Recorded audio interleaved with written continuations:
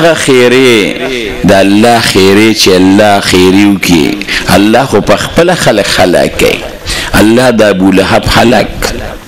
الله په د باندې یو ننکر او خجل طاعون او دا بعضی مرزونه داسې چې زمونږ د خلق وي دا یو بل تلګي نو بیا د کور خلقم نراتلل یو غلامو هغه ته ویل لکه ته دروازه څومره ګټې وي دومره وي موږ به درله ډبل پیسې درکو خو زمونږ د دې باباجي خدمت کوه هغه به د ابو لهب خدمت کوه چې هغه ته پته ولګي چې د طاعون دی هغه چې ته ماته د بیماریونه لګي هغه به نه راته دوی به پی ورکل باباجي له یو ساغه به یوړل پی به پخپل اوسکل وته په باباجي د پیوس کلا موړ میکه کمیوه دانه به ورکه چې دا ولا یو ساغه به پخپل او خوړه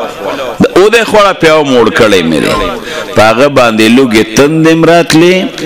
غلام کمزې ورنږدې کېده په دغه حالت کې الله پاک مردار یو سور وزي پکې تیر شو څوک د خبر نو چې خبر شو چې وفات شوی د خواله څوک نه ورتل غلامان راوستل او یو کندې ورلوخکا او په لرګو باندې د رسول الله مبارک د اترا ابو لهب هغه کندې ته ورغورځو کانی په ور واچو هغه خزه بیغن راوړې رسې د ګیډي مړې ته پرې وته الله پاغه باندې مردار کړ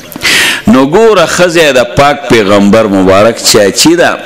او د رسول الله مبارک تر دی الله پاک هلاک کو د جهنم حشاک شدا ولرونو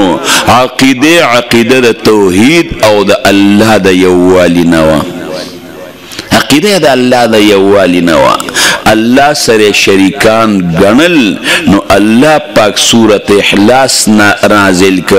چې دا سورت او د دې عقیده د خپل کا نو چې دا خپل ک نه الله وي زما د عذاب نه بچ